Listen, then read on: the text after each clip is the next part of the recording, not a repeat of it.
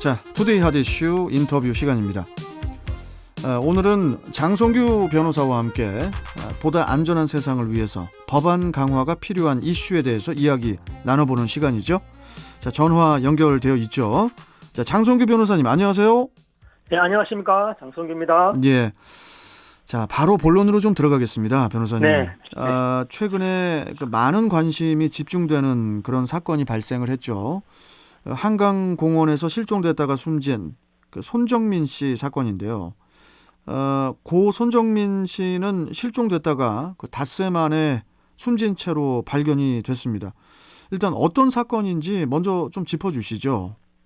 예, 지난달 4월 24일에 밤에 친구와 함께 술을 마시러 반포 나들목에서 가까운 한강공원으로 나갔다가 25일 새벽에 실종된 사건이었습니다. 예. 그랬는데 손정민 군의 아버지가 블로그 등에 같이 술을 마신 친구는 집으로 귀가했는데 자신의 아들은 아직까지 연락이 되지 않는다라고 하면서 아들을 찾아달라는 전단지와 글을 올리면서 세상에 알려지게 된 사건이었습니다. 지난 14일에 손 씨의 부검 결과가 나왔죠. 네. 익사로 추정이 됐고 타살 정황은 확인되지 않았다는 건데요. 네. 이 국과수에서 내놓은 정확한 부검 결과는 이게 어떻게 됩니까? 아무래도 부검 결과가 언제 나오냐고 초미의 관심사였죠. 예, 빨리 예. 나오지 않느냐 뭐 이런 여러 이야기도 있었습니다만 그런 추측들이 많았습니다. 그런데 처음에 국과수에서는 유관 감식할 당시에는 왼쪽 귀 뒷부분의 상처에 주목을 했죠. 네. 그랬는데 이번 정밀 감정에서는 사망 원인은 익사로 추정되고 유관 감식에서 나왔던 상처는 사망의 직접적인 원인으로 보이지 않는다는 의견을 냈습니다. 그리고 거기에다가 음주 후에 약 2시간에서 3시간 내에 사망한 것으로 보인다는 의견을 이번에 부검 결과를 내놓았죠. 그렇군요. 이 국과수 부검 결과 이제 익사라는 점이 이제 확인됐습니다만은 네. 익사가 된 원인을 또 밝혀내는 게 이게 또 관건이지 않을까 싶은데요. 네. 만약에 사망은 한강공원 내에서 사망을 하고 사망한 후에 손 씨가 강으로 만약에 버려진 거면은 이거는 명백한 범죄가 되는 거잖아요.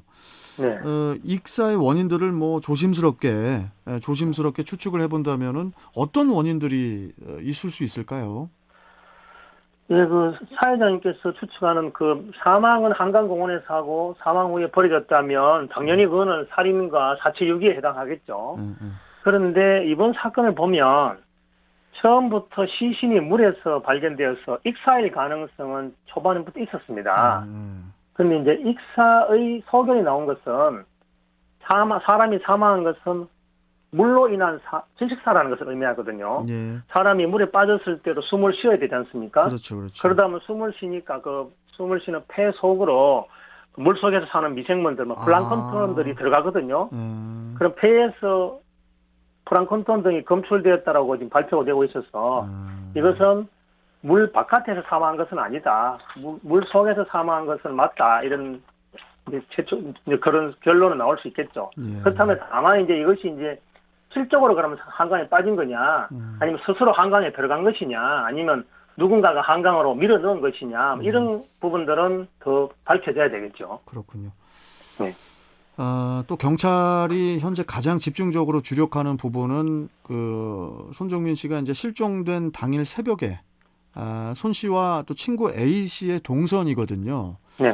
그 중에서도 새벽 3시 38분부터 새벽 4시 20분 사이에 이 둘의 행적을 확인하는 것을 핵심으로 보고 있는데 약 42분 정도 되는 이 시간을 집중하는 이유, 그 이유는 무엇입니까?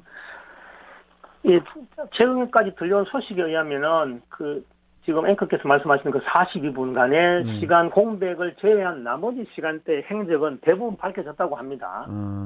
3시 38분에는 손정민 군과 A 씨가 함께 있었다는 사진이 공개되었고 언론에 제보되게 돼서 세상에 알려졌고요.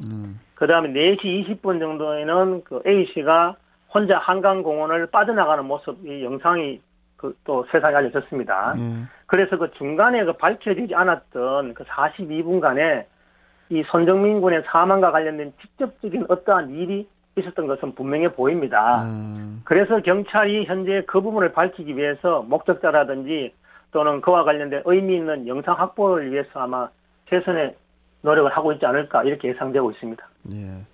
네. 이 사건 발생 후에 손 씨 친구 A 씨의 그 개인 신상과 또 그 가족의 신상까지도 인터넷에 무차별적으로 이제 공개가 됐죠. 네. 그러자 이른바 신상 털기 논란도 커지고 있는데 네. 이를 두고 신상 털기 이건 뭐 진상 규명의 일환이다 이런 그 주장과 또 반대로 명백한 위법 행위다라는 그런 주장이 팽팽하게 맞서고 있는 그런 또 분위기라고 하더라고요. 네. 우선 이 사건이 뭐 속담으로 이야기하면 그 A 씨의 행동을 보면 까마귀 날자 배 떨어진다라고 해서 딱 오해받기 좋은 입장은 되었던 건 맞습니다. 같이 술을 마시러 나갔는데 그는 돌아오고 한 사람은 돌아오지 않았다. 그러면 누가 과연 유력한 용의자겠느냐. 용의자 선상에 뜬 것은 맞습니다. 그렇지만 그렇다고 해서 실체가 정확하게 밝혀진 상태는 아니었기 때문에 현재도 그렇죠. 아니고 그래서 좀 더 수사 결과를 기다려봐야 되지 않을까 싶습니다. 또 그런 신상 등기가 문제되고 있는데요. 국민의 관심사도 커진 것도 일면 이해도 되고 하지만 무분별한 추측을 하거나 만약 하지 않은 사실을 근거로 개인을 공격하는 것은 현 단계에서는 적절한 것은 아니다 이렇게 보입니다. 그리고 뭐 변호사로서 말씀드리고 싶다면 사실은 말로 만들어내는 것이 아니고 증거로 밝혀야 하는 것이기 때문이거든요. 증거로. 네. 맞는 말씀이십니다. 이 손 씨의 그 친구 A 씨의 공식 입장 발표와 또 경찰 수사는 뭐 계속 진행되고 있지만은 그 여러 의혹이 좀처럼 가라앉지 않고 계속 커져가고 있단 말이죠. 네. 시민들은 그간의 여러 의혹에 대해서 경찰이 적절히 대응을 했는지 이 부분에 대해서 또 아쉬움을 보이고 있는데 이에 대해서 경찰은 신속하게 면밀히 수사를 하고 있으니까 경찰을 믿고 기다려달라는 그런 입장만 내놓고 있습니다.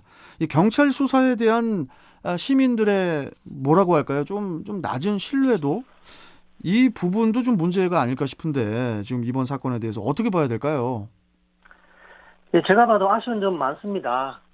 어쨌든 수사가 신속하고 공정하고 그리고 정확하게 진행되고 있는지 여부에 대해서는 이 사건 외에도 항상 국민들의 관심의 대상이었습니다. 그리고 뭐 최근에 우리나라에서는 그 공정이라는 두 글자가 또 어느 때보다 관심의 대상이 되고 있죠. 그렇죠. 예, 그런 것은 크게 비춰보면 그동안 우리나라가 그만큼 또 공정하지 않았다는 것을 또 반증하는 것이 아닌가 이렇게 싶네요. 또 그리고 뭐 최근에 소식에도 보니까 그 국민들과 시민들이 오죽 답답했으면 커뮤니티를 만들어서 자발적으로 그 한강공원에 모여서 제대로 된 수사를 촉구하는 그런 추모 집회도 했다고 하더군요. 그런데 또 그 추모 집회했다고 해서 수사를 떠나서 그 추모 집회가 뭐 집시법 위반이 아니냐고 경찰에서 검토한다는 소식이 나와서 또 국민들이 일부 또 붕괴하고 있는 것 같은데요.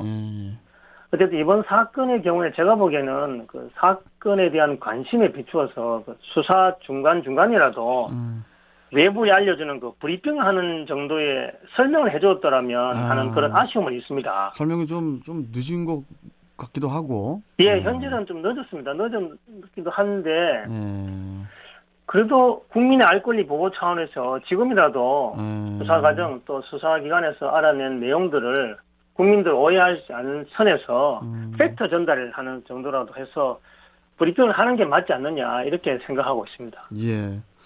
뭐 아직 뭐 어떠한 결과라든지 뭐 증거도 나오지 않은 그런 상황에서 노골적으로 친구를 범인으로 몰고 또 뭐 타살, 피의자, 또 구속 운운하는 것도 이게 위험한 억측일 수 있기 때문에 신중해야 할 그런 사안인 것 같고요. 다시금 손정민 군의 명복을 빌면서 사인이 꼭 명백하게 좀 밝혀질 수 있기를 바랄 뿐입니다. 맞습니다. 기다려 봐야 될 것 같습니다. 예. 자, 변호사님 아무튼 오늘 말씀 잘 들었고요. 또 다음 시간에 또 뵙도록 하겠습니다. 고맙습니다. 알겠습니다. 감사합니다. 예. 자, 지금까지 장성규 변호사 만나봤습니다.